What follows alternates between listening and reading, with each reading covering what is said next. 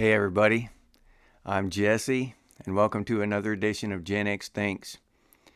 And today I'm going to talk about what's going on in all of Western civilization. Because whether you know it or not, we're all in this together, and something is going on. Something is happening.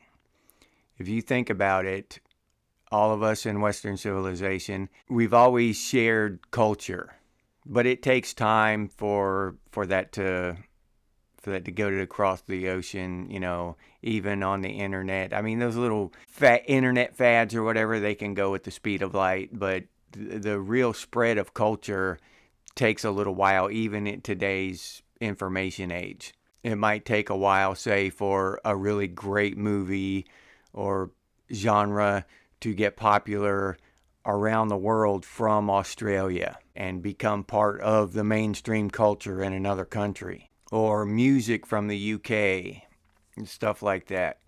I mean, we share parts of our culture with each other, and that's always happened. It's always been a thing, and it's been a great thing that we all share, the best parts of our culture with each other.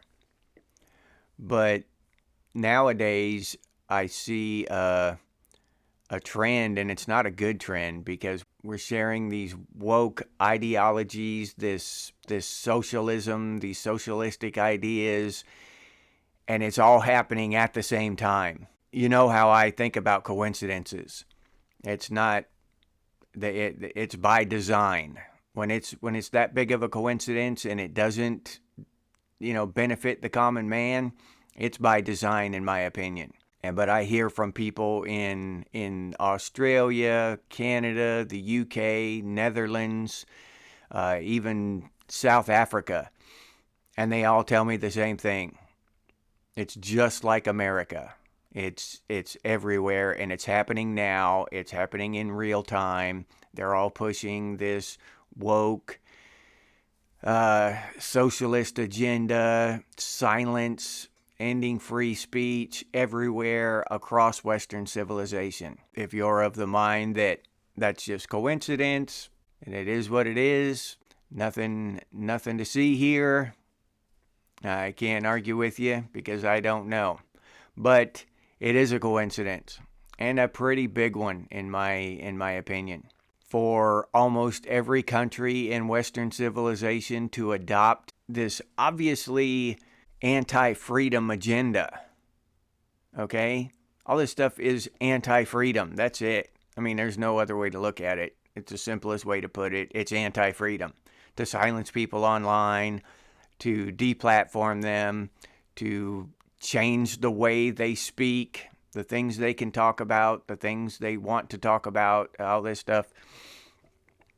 To lock people up and force them to take medicine and incarcerate them for a post, or incarcerate them for demonstrating or protesting peacefully, and then letting other people go completely free after destroying property and injuring other people because of the narrative.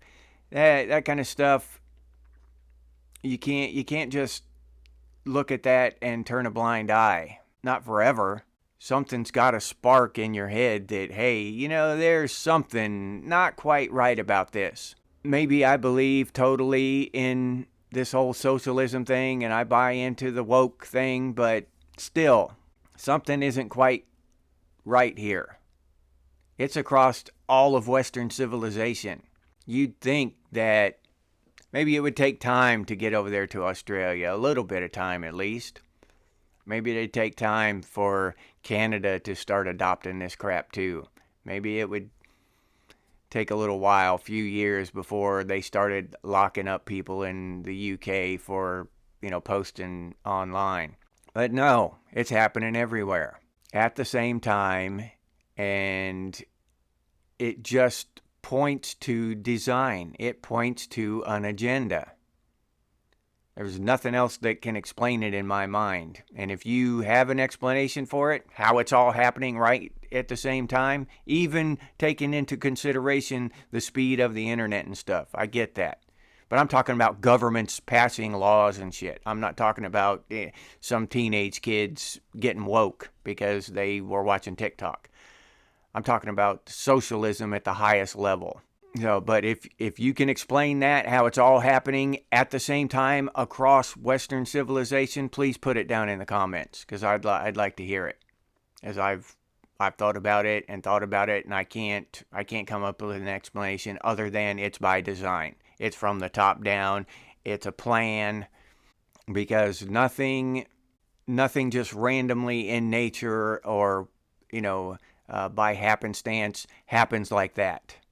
When something happens like that, it's because I have been working on it for months or whatever, and it finally fell into place. My plan starts coming together. Whatever it is I'm doing, nothing just falls into place like that at the same time. Not for me anyway. Not in my life experience ever. Not once. And if it is by design, if there is a plan, whose plan is it? A lot of us have our ideas. But in honesty, we've never met the people. We don't know. So, but we all have our ideas on who it is, on who is pulling the actual strings. But we don't even know, honestly, who owns our Federal Reserve Bank, the bank that controls our government, that lends our government money. We don't even know who owns that. So to say that we know is a little bit misleading. We think we know. I have a good idea.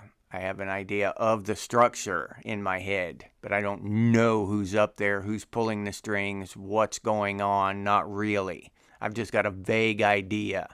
But when you really look at it, and you pull back and you look at it and you see it happening in all these different countries simultaneously, you realize that there's something bigger going on.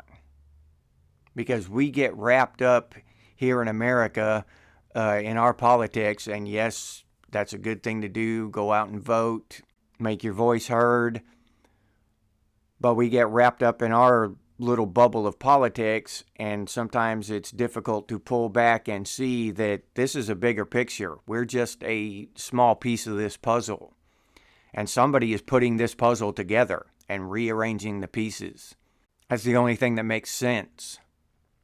That's the only thing that explains what I see, what I observe in politics and in culture, in society today across Western civilization, is that there's a plan in place and it's being played out, and it's by design.